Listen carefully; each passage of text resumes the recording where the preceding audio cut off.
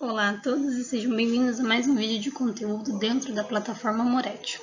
Essa plataforma foi criada no Departamento de Solos e Engenharia Agrícola do setor de Ciências Agrárias da Universidade Federal do Paraná e tem como principal intuito unir assuntos e abordagens que são tratadas dentro da engenharia agrícola ou agronomia.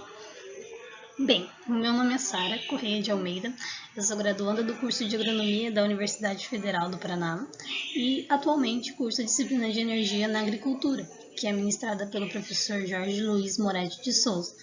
Esta disciplina também se encontra dentro do Departamento de Solos e Engenharia Agrícola e trata principalmente da funcionalidade e aplicação da energia dentro dos sistemas agrícolas e mostra como a energia e seus instrumentos e ferramentas são importantes e como são constituídos para fornecer as fontes de energia atuais dentro de um sistema agrícola ou mesmo dentro da sociedade.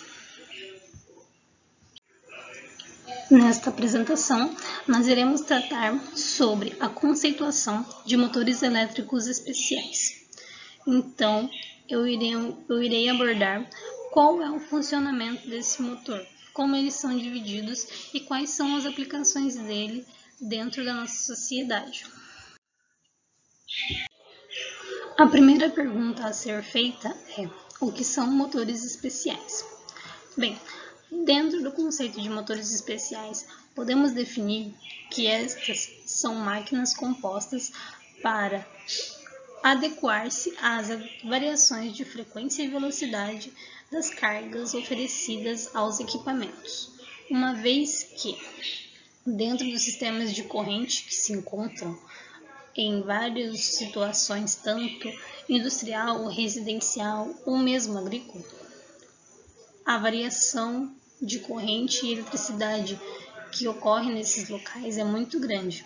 Então, é necessário que sejam máquinas que possam suportar a essas flutuações de energia sem perder sua funcionalidade e não necessitem de grandes equipamentos ou grandes peças e elementos que venham a ajustar ou a regular essas variações. Normalmente são motores muito mais compactos e tendem a ter em seu sistema uma precisão muito maior para sua utilização. E, além disso, são motores muito adaptáveis a correntes de circuito contínuo e alternado.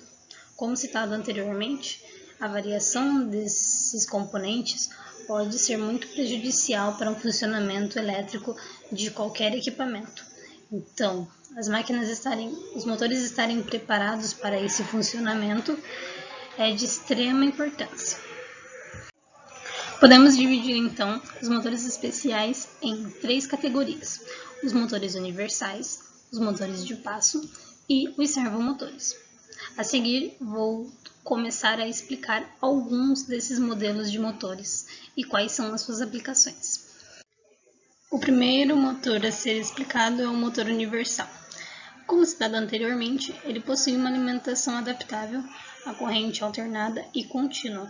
E um exemplo muito claro disso é o motor de corrente alternada, que assim que a corrente muda de polaridade dentro da sua tensão, a polaridade dentro dos campos magnéticos do motor muda o sentido da corrente. Então, a distribuição do torque continua sendo a mesma e mantém o mesmo sentido para o funcionamento da máquina. Essa mudança e adaptabilidade se deve muito aos rolamentos comutados em série, ou seja, a velocidade e energia que chegam dentro desses rolamentos é distribuída, sendo assim dissipada ao longo do sistema e chegando gradativamente dentro do rotor, aumentando assim o seu torque e seu funcionamento gradativamente. Isso também evita que os rolamentos sejam superaquecidos, uma vez que a corrente acaba sendo estendida e distribuída ao longo de todas as bobinas, não sobrecarregando assim uma única bobina ou todo o sistema de uma única vez. Como são máquinas de um funcionamento muito simples, tendem a ter um torque muito alto devido a esse funcionamento simplificado. E também são muito compactas e leves, pois sua aplicação se dá em equipamentos muito pequenos. Como desvantagem, podemos citar que os motores são barulhentos tanto em sua funcionalidade quanto de forma eletromagnética, uma vez que as bobinas são geradas de forma muito simplificada. Então, os ruídos emitidos acabam sendo muito maiores dentro do sistema. E, além disso, são equipamentos muito menos eficientes do que os motores de maior capacidade e comprimento, sendo descrita sua eficiência em 30% se comparada aos motores maiores, que possuem de 70% a 75%. E, como citado, são empregadas em máquinas de pequeno porte, ou seja, máquinas de cotidiano, como eletrodomésticos e utensílios de uso não contínuo, ou seja, que serão ligados apenas no momento de seu uso, mas que logo não deixarão de funcionar, como furadeiras, equipamentos agrícolas ligados a alguma fonte de energia, como equipamentos de limpeza, alimentadores e funções elétricas. O segundo modelo é o motor de passo, que possui uma maior precisão em posicionamento e em angulação se comparado aos outros motores. Isso se deve à utilização dos polos magnéticos e ímãs dentro de sua constituição. Como funcionamento, podemos dividir ele em 3 categorias, sendo o de relutância variável, o ímã permanente e os híbridos. Dentro do motor de relutância variável, temos que tanto os polos magnéticos no exterior do rotor quanto no próprio rotor possuem dentes que fazem a união desses polos e seu contato, agindo de forma repulsiva e atrativa, fazendo a rotação do rotor acontecer. Os de ímã permanente têm essa mesma função, mas apenas contam com a aproximação do rotor dos polos e sempre focam na volta da posição inicial do rotor assim que o ciclo termina. E os híbridos unem essas duas funcionalidades, onde os polos sempre vão se encontrar na posição inicial, mas tendo o contato dos ímãs através dos dentes.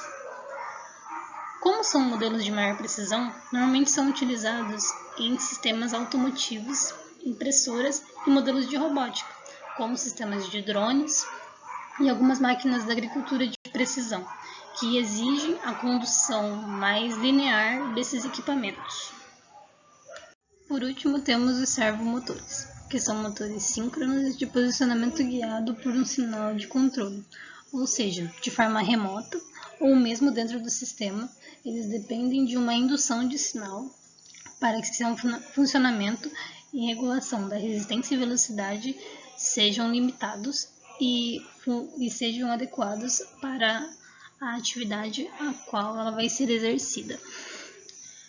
O diferencial desse motor é que ele possui uma liberdade de rotação muito limitada, a 180 graus, se comparado aos outros que possuem uma rotação total de 360. Essa rotação limitada é muito importante para essa regulação da resistência e da entrada de energia ao qual esse equipamento vai receber. Bom, a resistência do equipamento é limitada pela posição do eixo. Então, dentro do eixo de 0, 90 e 180 graus, o posicionamento vai definir qual é a resistência que esse equipamento alcança. Normalmente ele está posicionado dentro de 50 GHz, mas pode alcançar até 60. O sinal de controle vai ser determinado por 3 fatores principais, que é a largura máxima, mínima e a frequência desses indicadores de resistência. E como o funcionamento do motor de passo, ele também é induzido por sistemas de ímãs permanentes. Só que, diferencialmente, ele tem maior função dentro de correntes contínuas. E suas aplicações são normalmente em modelos de lazer, como nautimodelismo, aeromodelismo e automodelismo, e em alguns sistemas náuticos, como o que faz o direcionamento do leme através da condução do timão dentro dos navios. Bom, esse era o meu vídeo e eu espero que tenha sido esclarecedor em algum aspecto. E até logo!